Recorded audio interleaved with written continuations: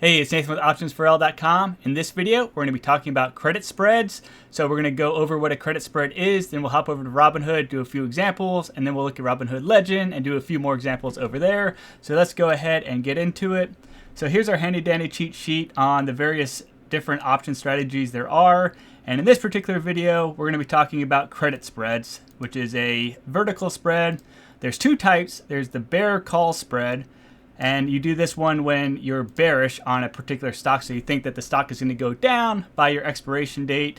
And to open it, you sell to open one call. You buy to open one call at a different strike price.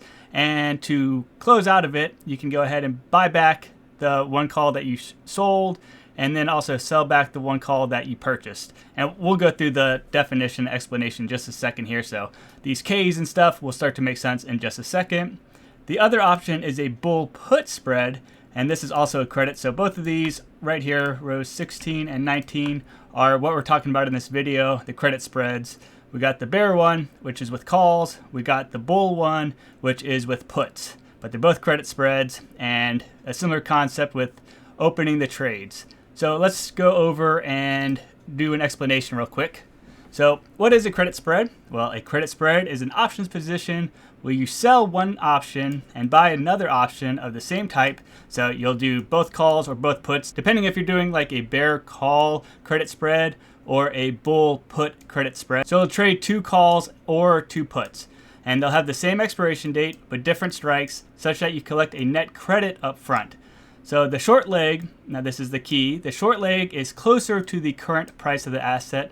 The long leg is further out and limits your risk. So no matter if you're doing a call credit spread or a put credit spread, the same concept applies. The short leg is closer to the current price of the asset.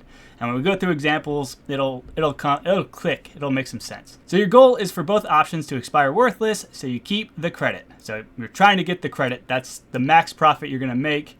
So some pros here. So it's defined risk. So this is a defined risk trade. So the long leg caps your worst case loss. So you're not going to go past your long option. So that caps your max loss. Now, there has been a horror story that I've seen floating around where someone had a credit spread on Tesla stock, and then in after hours it dropped dramatically, and they didn't have enough time to exercise their long option, and they wound up losing like $30,000. So there are some rare instances, depending on timing and aftermarket hours and things like that, where things might go a little wonky, but it's like super duper rare. But I just wanted to point out that it has happened. There are some bad scenarios out there, but in 99.9% of the trades, you have a defined risk. It requires lower capital than naked options, so often far less buying power than short calls or puts alone. So what this means is this could be a good trade for a smaller account, like you only got a couple $1,000s or something like that. Well, you probably have enough capital to do these credit spreads.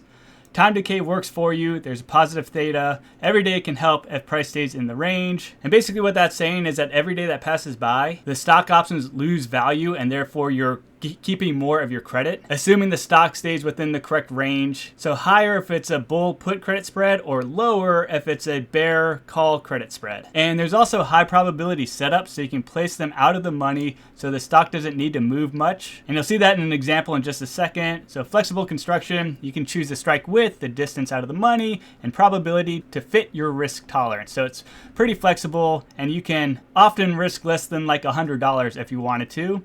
So the cons, you're capped on profit. So the max gain is the credit received. So that credit that you receive at the very start, that's the best you're going to do. There is asymmetric risk return. So the max loss can be several times the credit if you're wrong, and you'll see that in just a second. And then there's also the risk of assignment. So the short legs, if they go in the money before expiration, they can be assigned, which is the same with any sort of credit option trades that you perform. So nothing significant or new there. Slippage in liquidity. So wide bid-ask spreads can make entries exits costly. So just something to be mindful of. You want to trade option markets with a good amount of volume, so that way the slippage doesn't eat into your profit, because you're basically doing two trades when you open up one of these positions. And so each trade will have a little bit of slippage, and it's just something to be mindful of. Gap volatility risk. So fast movers or IV expansion or implied volatility expansion can push you in the money quickly, especially near expiration. So again, you just have to pay attention to your trades. It's not necessarily a set it and forget it strategy. Like I've already said, there's two different types of credit spreads. So there's the bull put and then the bear call credit spread. So a few quick differences. The put credit spread, aka the bull put, So bias, neutral to bullish, so you want the stock to stay flat or go up. That's because you want the price above your short put strike. So to build it, you sell a higher strike put and you buy a lower strike put at the same expiration. Break even is the short put strike minus the net credit. We'll look at that in a second. The max profit is the net credit, which is what we've already said. The credit is the best you're going to do, and that's if the price finishes at or above the short strike. The max loss is the strike width minus the net credit. You'll see that in a second. Assignment outcome, you may be assigned long shares at the short strike, and we've talked about that already. So call credit spread, aka the bear call. The bias, you're neutral to bearish, so you want the stock to stay flat or drop, and you want the price below your short call strike. To build it, you sell a lower strike call and you buy a higher strike call at the same expiration. We'll look at that in a second. Break even is a short call strike plus the net credit. Max profit is a net credit. Max loss is a strike width minus the net credit. So assignment outcome, you may be assigned short sales at the short strike. So basically the same concept as the bull put credit spread is neutral to bullish. So that's basically the difference, but the concept remains the same. So real quick, when to use them: put credit spreads or bull credit spreads, when you expect the price to hold above support, drift up, or stay flat. Often favored when implied volatility, IV, is elevated, so credits are richer, common around pullbacks to support or in uptrend sideways markets. And what that's saying is usually you'll open up a put credit spread after the stock has pulled back or had a big drop. So it's going along, drops, and then you go in and you buy your put credit spread down here below it, and hopefully the stock stays, above where you put in your put credit spread. Moving down to call credit spreads, when you expect the price to stall below resistance, drift down, or stay flat. Often favored when IV is elevated and after rallies into resistance. Useful in downtrend sideways markets to fade strength. So again, opposite concept of the put credit spread. You often enter a call credit spread when the stock is jumped up real quick, and then you put your credit spread up above it. And so that's typically how people trade. They watch when there's a dip or a bump, and then they open up their credit spread position. So quick cheat sheet per spread: max profit is the net credit received, max loss is the strike width minus the net credit. So break even on the put side, it is the short put strike minus the credit. On the call side, it is the short call strike plus the credit. And then probability focus: many traders place short strikes around the delta at 0.15 to 0.3 at clear support resistance and prefer liquid options to reduce slippage, which is something we've already talked about. So let's head over to Robinhood and actually set up some of these trades. So here we are in Robinhood, and we'll just navigate to SPY, SPY, and we're going to open up our options chain. So trade SPY options right here. And we'll go ahead and do a bull put credit spread first. So we think that the price of SPY is going to go up within whatever time frame we choose. So let's go ahead and choose our time frame real quick. We'll just go out about 30 days. So we think by December 19th, the price of SPY is going to go higher than it currently is, or at the very least, we want it to stay right where it currently is. All right, so we want to do put first, and we're going to open up our short position first as well. So we're going to sell a put on December 19th expiration date. So let's scroll on down here, and we need to find an out of the money put option. So scroll on down, and I'm looking at the delta for 0.2. You saw in the notes it said between 0.15 and 0.3. I like the 0.2s. And we can see the 640 is at a 0.2 delta right there. So let's go ahead and add that to our order. And let's look at our order card real quick. So right now we're doing a short put, or basically a cash secured put in this example, or it could be a naked put if we don't have the funds to cover it. But I have enough funds to cover this particular trade, so it'd be a cash secured put. So we're selling the $640 strike put with the December 19th expiration date. We got a credit of $525 or $525, and we can see that our max profit is the credit. Max loss is $63,475, because if this option gets exercised and I have to buy SPY at $640 and then SPY drops all the way to $0, that's the max I will lose. So my break even is $634.75. Please watch the selling cash secured puts video if you're unfamiliar with this setup right here.